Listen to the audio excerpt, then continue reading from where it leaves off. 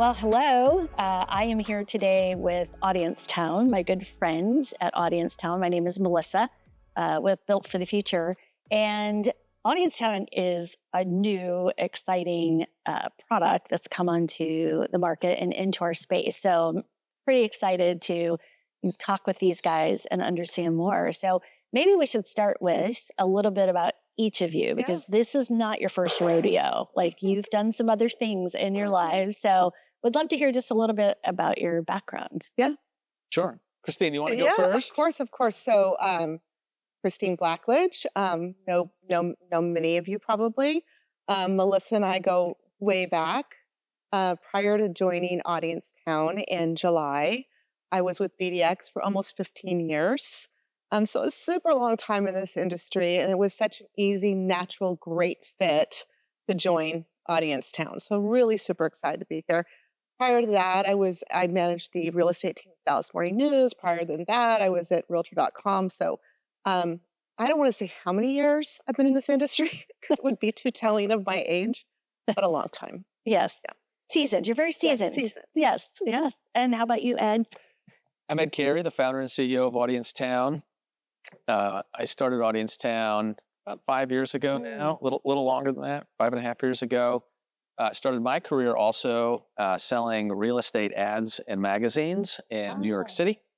From there, got into digital when that revolution happened, and started learning about consumer data and how consumer data was used for digital marketing and advertising. Had a really fun career learning all about data and software for marketing. And from there, decided, hey, I should try to figure out how to build one of these platforms for an industry that doesn't have a platform like this, isn't really using consumer data for its marketing. And the fun origin story is my wife many years ago became a real estate agent and called me and said, "You'll never guess what we're talking about. It's all the stuff you do at work, and they don't know how to do it." And, see, she was listening to you. Absolutely all those was years. listening. She really was paying attention. She, to this day, knows more about digital marketing and data than she cares to. That was the impetus for real estate. And so started learning about how real estate marketing is done, what is not done. And here we are all these years later with you. So now that we've kind of talked about that, tell me kind of the elevator pitch in a way of Audience Town. Like, kind of what is Audience Town? Sure. Christine, do you want to do it? Do you want me to try? You Should start. I try it? You let's see how, I'll try. let's see how good you Sometimes are yours is at better this. than mine. Oftentimes. So Audience Town is a sales and marketing platform for home builders.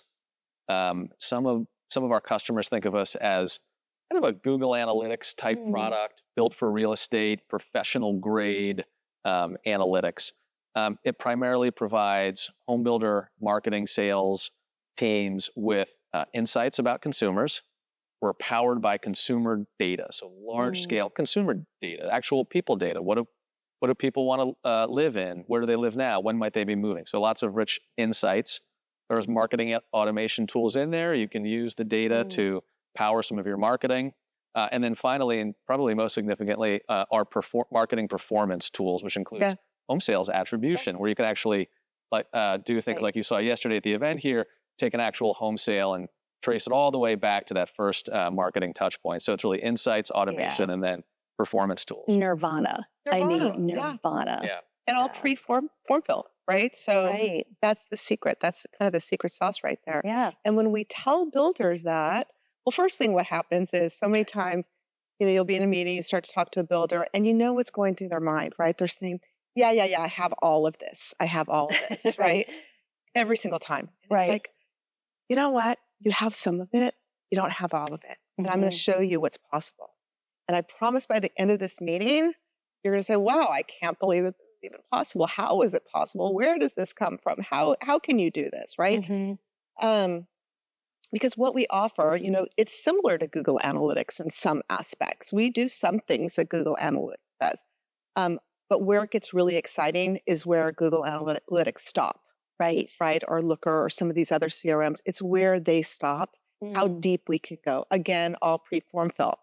And so when we tell home builders that, we can show them not only if their marketing is working or not working, and we're a third party, we don't have a dog in the race, right? We're just saying, on paper, it's black and white. It's either working or it's not working. And we recommend maybe you want to, move over here to make your marketing a little bit more efficient. Mm-hmm. All of a sudden you can see start to click.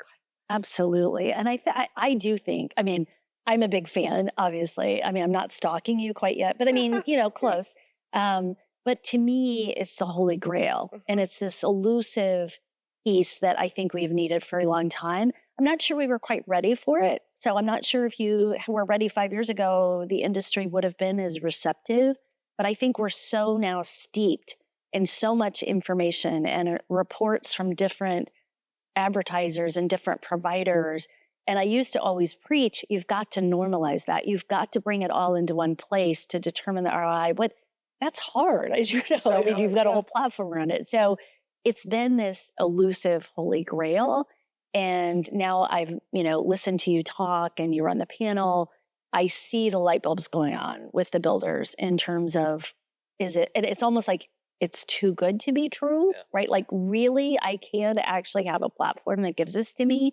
So I think it's just the right time, and it's been needed for a very, very long time. Yeah. So I couldn't agree more. It's absolutely about timing, and we have had years when it did not resonate yet. Early days. I think a lot of that is because the consumer has changed. Our platform is unique in that it specializes in consumer data, consumer intelligence. What are people doing on their home journey when they're looking to, buy or sell homes? Years ago, people's lives were changed and upended by COVID and work from home disruption. I think the consumer changed a lot in how they live, work, and their sort of modes. And I think the builders sort of saw that happen, right, and saw people move into their communities and saw people move out of their regions, and started to think, how do I understand what the consumer wants and what they're doing? I think many years ago, they kind of felt like they could figure it out. They could build homes, they could sell homes. That was sort of intuitive. It was a way it always worked. Something changed. There was a lot of change in how consumers behave. And now what we're seeing is a lot more consumer-centric strategies. right. You see it in home building, you see it in brokerage, you see it in multifamily also. What does the consumer want and how do we give it to them? And so we come along, all these years we're trying to, we're hacking away, trying to get people really excited. And finally, when people hear of it and we say, hey, you can really sort of understand consumers. And when you know people, you can sell more homes. That resonates and the timing feels right. And so that's the overnight success feeling. So, follow the consumer and your sales will follow. Good things will happen. Good things will happen. And it's kind of interesting. You said something, and I don't even know if you remember you said that. I think it was last night. And you said something about, we were talking about what's the value to builders. And there's kind of here are all the things that it does, for you. But like, how does it touch them? How does it impact them? And you said something about the very simple email alerts that are sent out and how an executive that we both know and love loves getting those email alerts because it just kind of in his inbox gives him the summary of what's happening. Obviously his team and he are going much deeper than just email alerts, but it reminds me that sometimes we aren't selling with the right psyche in mind. Like if we can give something to one of our builders that makes them more efficient, appear more intelligent, they are intelligent, but really put it right there so that at their fingertips, they have that data. That's really powerful, right? And what you're doing is actually making his life easier and making his life so that he's not spending 20 million hours trying to figure that out.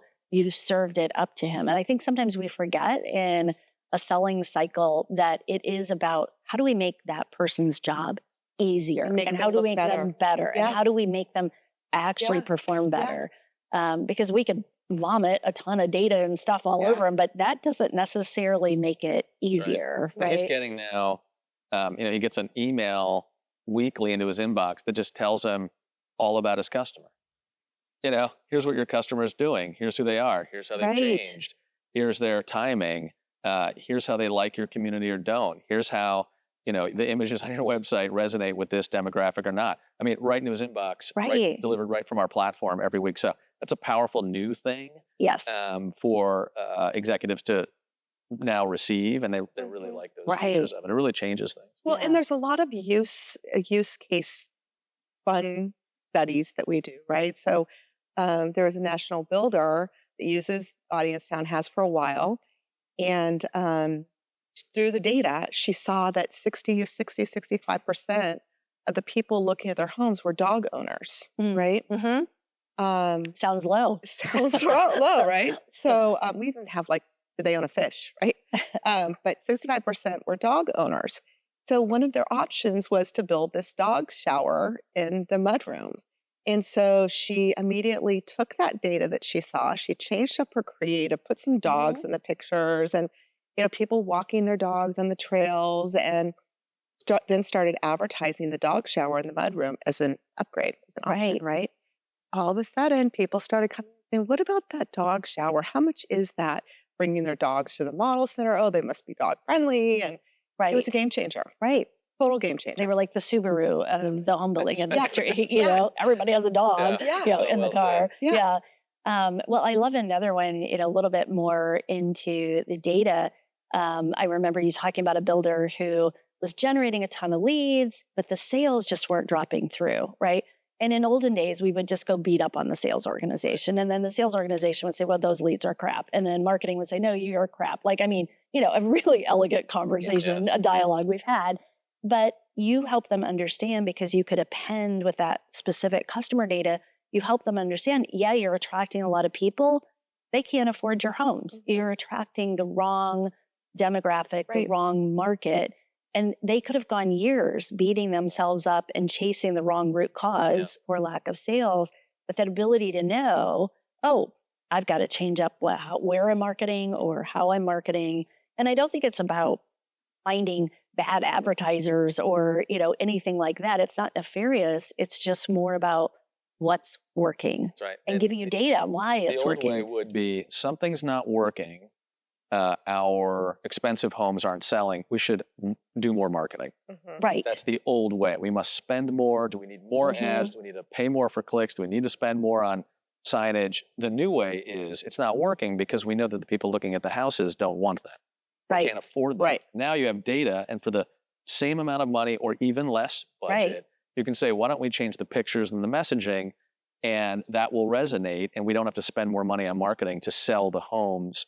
That's the new way, as opposed to just spending more on a problem or a distressed, community. Or just experimenting and guessing your way to success, which can take years. So absolutely love it. Okay, so I'm going to switch gears because especially you, Ed, have been out and talking to a lot of builder CEOs. What are you hearing? What's top of mind? And you can touch the election or not. Like, that is completely up to you. I'm not going to force you into that. But what are you hearing? I'll talk indirectly about the country and housing and how it relates. Here's what I'm hearing. I have been on the circuit talking with a lot of home building executives, and what's on their mind are a couple of big topics. One, feeling very good about the past year or so. Now, month-to-month sales are up or they're down. Year-over-year, they seem to be doing well. Balance sheets are very strong, so they're confident in what they're able to do in the future. How are they thinking about next year? Optimistic. The rates are likely to come down. Their balance sheets are good. Capital might free up to maybe to buy and sell more. However, again, that consumer change has been profound. And I do think there is a willingness to try new tools, technologies and data, which they hear all about, and they hear AI. If the tools can help their efficiency, help them understand the market better through data and intelligence and technology, they're game for that. They're willing to know that there's something that they don't know that could help them in their business next year. And so I think they're feeling confident in new home construction as a product category for consumers. Most consumers, if they want to buy a house, might have to be new. And what they're trying to do is close the gap between the fact that most homes for purchase next year will be new. A lot of people are open to new home construction, but still new home construction is about 15% of transactions.